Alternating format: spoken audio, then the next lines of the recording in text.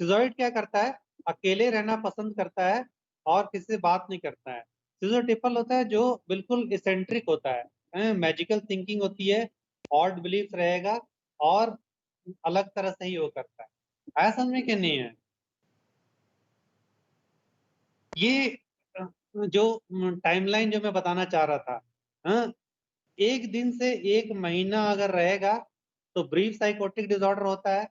Schizophrenic ये actually DSM-5 के अनुसार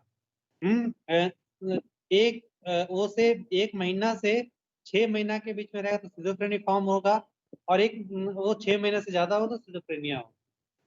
ऐसा समझ में कि नहीं है, brief psychotic disorder, schizophrenic form और सिजोफ्रेनिया। यूजुअली क्या बोलते हैं, बहुत कंफ्यूजिंग ही होता है। बहुत सारे लोग क्या करते हैं, अमेरिकन लोग DSM यूज करते हैं, ऐसा समझने की नहीं है। और जो अदर वर्ल्ड है वो ICD यूज करती है। ICD का अलग है। ICD में क्या होता है, एक्यूट साइकोटिक डिसऑर्डर हो जाएगा और सिजोफ्रेनिया हो जाएगा। मतलब ICD यहीं पास ब्रीफ को एक्यूट साइकोटिक डिसऑर्डर मानता है, acute transient polymorphic psychotic disorder और सिजोफ्रेनिया। सिजोफ्रेनिक फॉर्म यूज नहीं होता।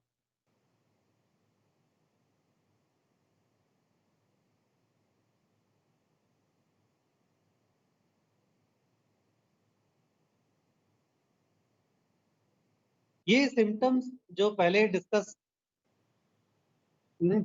हो चुका था, हेलुसिनेशन में पॉजिटिव सिम्टम्स में delusion, hallucination, disorganise speech, side effect, reduce speech और लैक ऑफ इनिशिएटिव, जो पहले डिस्कस हो चुका है। ऐसा नहीं, इसी क्लिनिकल फीचर्स के अंदर है जिसको मैं एक्सप्लेन कर दे रहा हूँ।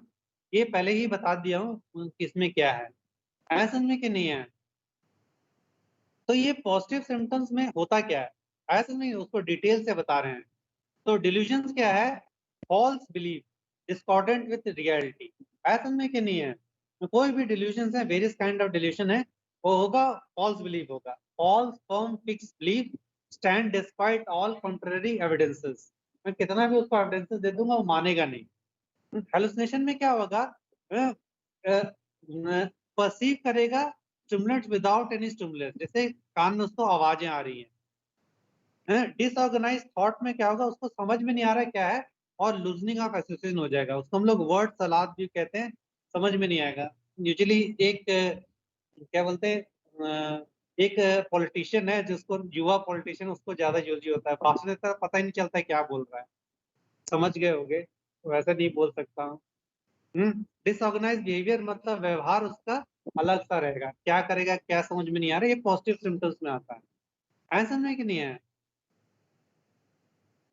ये बहुत इंपॉर्टेंट है। एक खासकर अगर स्क्रीनशॉट अगर लेना चाह रहे हो ना, तो तुम लोग ले सकते हो स्क्रीनशॉट, इसको ले करके रह लेना। सिम्टम्स अगर ये ICD के जो क्राइटेरिया होता है वो इसको वो करता है, स्नाइडर ने बताया था। और जो ICD के जो सिम्टम्स हैं वो इसी के क्राइटेरिया को फुलफिल करते हैं। तो क्लिनिकल फीचर्स में आपको ना दो चीज बताना पड़ेगा, एक DSM-5 का जो क्राइटेरिया, और ICD अभी 11 आ गया है तो उसका क्राइटेरिया। तो ICD-11 का क्राइटेरिया सेम यही है। तो ये आपको बताना पड़ेगा। स्नाइडर फर्स्ट रैंक सिम्टम्स भी इसको कहा जाता है, ऐसा समझ में कि नहीं है, first rank symptoms highly suggestive of schizophrenia, ऐसा समझ में कि नहीं है। तो इसमें ना 3 काइंड ऑफ ऑडिटरी हॉल्यूसिनेशंस होते हैं। फर्स्ट है थॉट एको, मतलब जो सोच रहा है उसको ही आवाज आ रहा है। फिर होता है थर्ड पर्सन, जो उसके बारे में डिस्कस कर रहा है। और एक है रनिंग कमेंट्री, मतलब उसके ऊपर कमेंट किया जा रहा है। ठीक है, ये हो गया ऑडिटरी हेलुसिनेशन, 3 वैरायटी के, ऐसा समझने के नहीं है। यूजुअली हम लोग क्या कहते हैं, कमेंटिंग टाइप, कमांडिंग टाइप और आर्गोइंग टाइप, ऐसा समझने के नहीं है। हैं? हम लोग अगर सिंपल ना अगर मैं कहूंगा तो फिर दूसरा जो आता है, 3 काइंड ऑफ थॉट डिसऑर्डर्स आते हैं। इसमें क्या होता है, थॉट इंसर्शन, मेरे दिमाग में कोई इंसर्ट कर दिया थॉट, ऐसा समझने के नहीं है। फिर है थॉट विड्रॉल, मेरे दिमाग से कोई विचार जो है वो निकाल ले रहा है। और थॉट ब्रॉडकास्ट, मेरे जो सोच है वो सब लोगों को पता चल जा रहा है, ऐसा समझने की नहीं है। ये बहुत अच्छा क्लिनिकल फीचर्स है उसके वो करने के लिए। ये मैंने नहीं डाला, स्क्रीनशॉट पे रख लेना। और ये क्या है, प्राइमरी डिल्यूजन। प्राइमरी डिल्यूजन क्या होता है, कोई डिल्यूजन नहीं है, उसके बाद में उसको हो जाना और उसको डिल्यूजनल परसेप्शन होना, ऐसा नहीं है। रियल पर्सन इंटरप्रेटेड इन डिल्यूजनल मैनर है, बहुत ही ज्यादा, मतलब डिल्यूजन और परसेप्शन को एक साथ में उसको कर देना, डिल्यूजनल परसेप्शन और ये रे। और थर्ड है जो हमारे यहाँ वो करते हैं, जो काफी इंपॉर्टेंट है, भूत चढ़ जाना या पैसिविटी। मैं कंट्रोल में नहीं हूँ, मेरे को कोई कंट्रोल कर रहा है। खासकर हमारे सोसाइटी में बहुत है, हमारे यहाँ भूत बहुत अलग अलग प्रकार का चढ़ता है। चढ़ के उतर गया, समझ जाना वो डिसोसिएटिव डिसऑर्डर है, ट्रांस, माता चढ़ गई उतर गया, चढ़ के कंटिन्यूसली रह रहा है, वही साइकोटिक डिसऑर्डर है।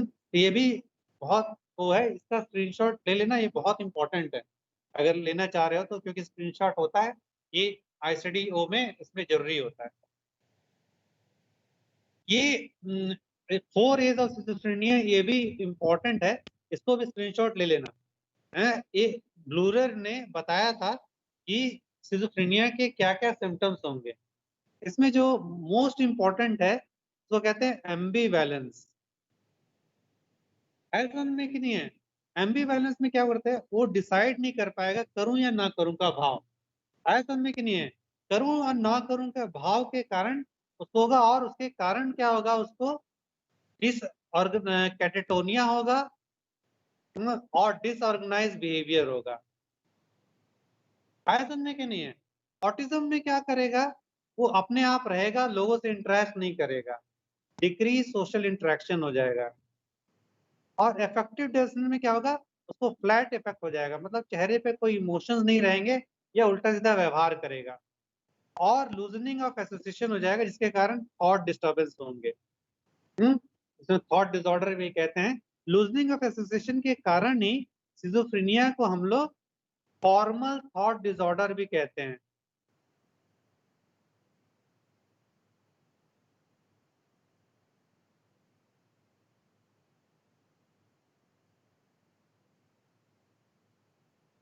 हाँ यार,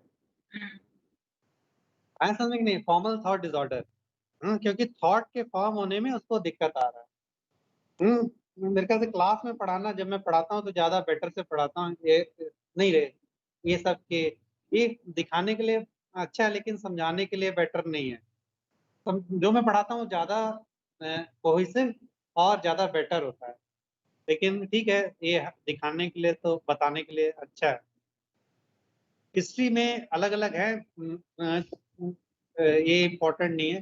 फिजिकल अपीयरेंस में आप अलग अलग डिटेल में दिया हुआ है कि आप कैसे पेशेंट प्रेजेंट करेगा, डिसेबल्ड रहेगा, वो रहेगा, आई कांटेक्ट बनाएगा, फेशियल एक्सप्रेशन में दिक्कत होगा, एजिटेटेड होगा, रेस्टलेस होगा, नॉन कोऑपरेट करेगा, उसका वेरिएशन चेंज होगा, फ्लैट हो सकता है, स्पीच में प्रॉब्लम हो सकते हैं। ओरिएंटेशन, ये सारे सुसाइडल आइडिएशन भी इम्पोर्टेंट नहीं है।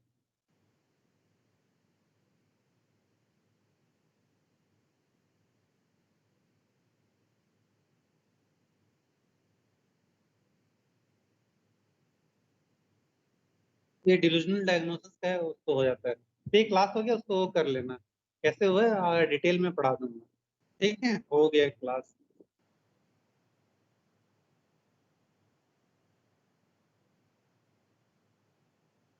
इसको पढ़ लेना रे, अगली बार मैं वो करा दूंगा, और देख लेना जो मैंने बताया हुआ है कैसे इसको फॉर्मेट करना है। मैं जब मैं क्लास में बताऊंगा तो सही से बता दूंगा कि कैसे करना है।